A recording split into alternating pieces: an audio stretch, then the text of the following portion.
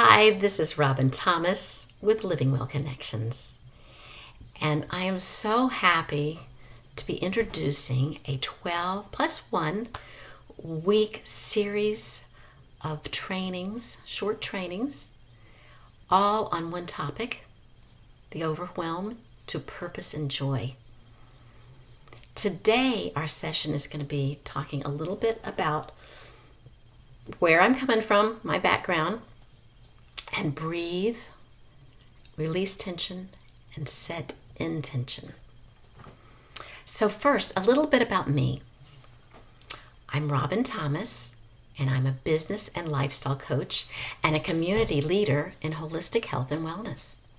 I have two powerful reasons for my passion for holistic health. First, professionally, I worked for 25 years in medical research at UNC, where I was part of a lab studying inflammation in chronic and autoimmune diseases. It was there I saw the face of the pain and the suffering of chronic degenerative diseases as I enrolled patients into our studies. My second reason is much more personal. My husband and I have two wonderful adult sons and an amazing daughter-in-law. My son, Kevin, was diagnosed with type 1 diabetes as an infant, and throughout the past 30 years was diagnosed with brain injury due to the diabetes and 4 other chronic illnesses. During this period of my life, I left my laboratory position to start my own wellness business with USANA Health Sciences in 2004, and I founded the Living Well Connections community in 2015. I know what it's like to feel overwhelmed, and I'm betting you do too, because most people at one time in their life is overwhelmed, whether it's by personal situations or by work-related situations or by crises in the world that we just can't control. Being overwhelmed is when you have such strong emotions about a situation, whether it's good or bad. You have trouble getting things done because you feel like you have so much to do and you can't think clearly. Don't worry, it happens to nearly everyone sometime in their life. You aren't the only one who feels overwhelmed. I'm going to tell you a little more of my story. About 19 years ago, I was still working in the lab when Kevin had a major health crisis, and we ended up pulling him out of school and homeschooling. I was juggling life and the balance. Oh my, I felt like the people with the plates they're balancing up on sticks. You've seen that one. I was spending long hours at work and working at home, planning lesson planning for Kevin and teaching him, doing projects with him. But also, I was balancing his blood sugars, dealing with his major digestive issues. He had medications with horrendous side effects we were dealing with, which turned into seizures and debilitating panic attacks. So yeah, I understand what it's like to feel overwhelmed. Wow. But you know what? The most successful people also still feel the same things. They've just learned to manage their responses. For the next 12 weeks, I'll be teaching about habits we can all incorporate into our lives to reduce overwhelm. This is based on my personal experiences as well as constant study on these topics for the past 15 years. I mean, thank goodness I'm a lifelong learner, and so I am fascinated by this topic. Now today I want to start with something simple that can help you and me right away. It's something that I actually did before I started the video. It grounds me and it gives me a good intention of what I want to do. And what I want to do, my intention, is to educate you and to give you a tip that you can carry with you and that can help you reduce overwhelm. Now, this first tip, definitely for me, two things it does. It turns off the hamster wheel brain. You know, when your brain's running around about some issue over and over again and won't stop, just like a hamster running on its exercise wheel. It keeps running, but it doesn't get anywhere. And it also helps the butterflies in the stomach feeling. Have you ever had that? You feel kind of like a little bit anxious and your stomach starts hurting.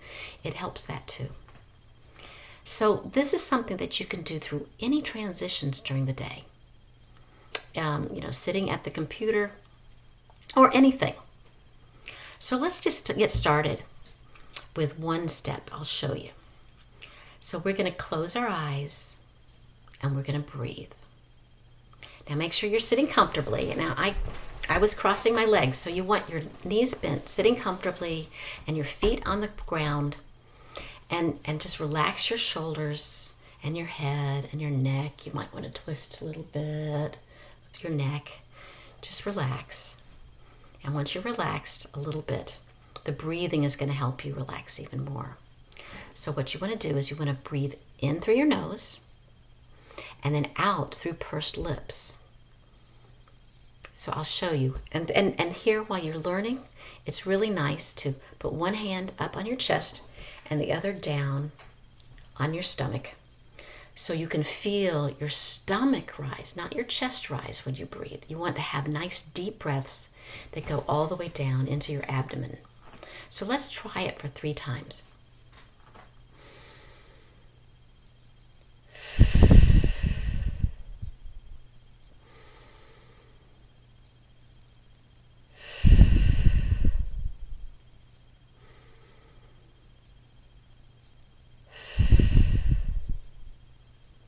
Gives you an idea. And while you're breathing, I forgot to tell you this beforehand, but think of a word, or you can say a word if you can say it as you're breathing out. Think of a word like release or relax or peace, anything that works for you or even the situation. If you're wanting to release stress, I would go release. Or I think it in my head, actually. I don't really speak it. I breathe and I think it in my head, release. So I feel better already. Did you do it with me? Just try it. You'll feel better already, calmer already. One of the reasons you do is because there's the vagus nerve that goes from the back of right back here, the base of the head, goes all the way down to your digestive system, and it stimulates it when you do the breathing, especially with the pursed lips. And that actually, stimulating the vagus nerve, calms you down. And it calms your digestive system down too. So this is also a good thing to do, like maybe before you sit and eat dinner, or maybe before you go to sleep. It's really good. Lots of times you can do this. So once you've finished breathing and you're more relaxed, then you set an intention for the next task you have in front of you. Ask yourself, what energy do I want to bring into this next activity? Or how do I want to feel about this next activity? Now you can add this habit throughout your day. If you're at work, when you sit down for the computer and you're sitting down and you need to transition to getting some real work done, you can do it then. You could do it, if you're working from home and your kids are yelling across the other end of the house, before you go and confront them, calm yourself down, breathe. I know you love those kids. We really do, but they can, they can get our energy up. And you can even do it if you're driving a car, but you don't want to close your eyes. But you can breathe like at a stoplight while you're waiting for the stoplight. Instead of getting frustrated, if you feel like you're running late, instead of being frustrated, just breathe. And then set your intention of, wherever you're going, where you're headed for a presentation or a meeting, set your intention of how you want that meeting to go. It's very simple and it doesn't take very long.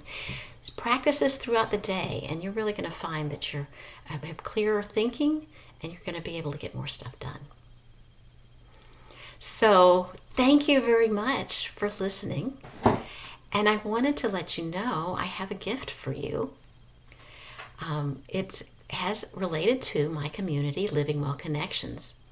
Now, I founded Living Well Connections to support, educate, and empower all of us to make healthy decisions toward a more balanced and fulfilling life.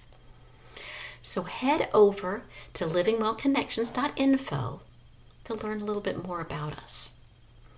And when you decide to join, which is really easy, first name and email, that's it. No money. You'll receive my gift of a free ebook, 5 ways to get started with healthy habits without getting overwhelmed. So I look forward to seeing you at my next training session. I'll be doing it live in a week, but these will be recorded so you'll be able to go on to the next one. I'll be teaching you habits that influence your brain to become happier and more positive, bringing you a renewed sense of purpose and greater success. So until then, live well, live healthy, and take care. Bye-bye.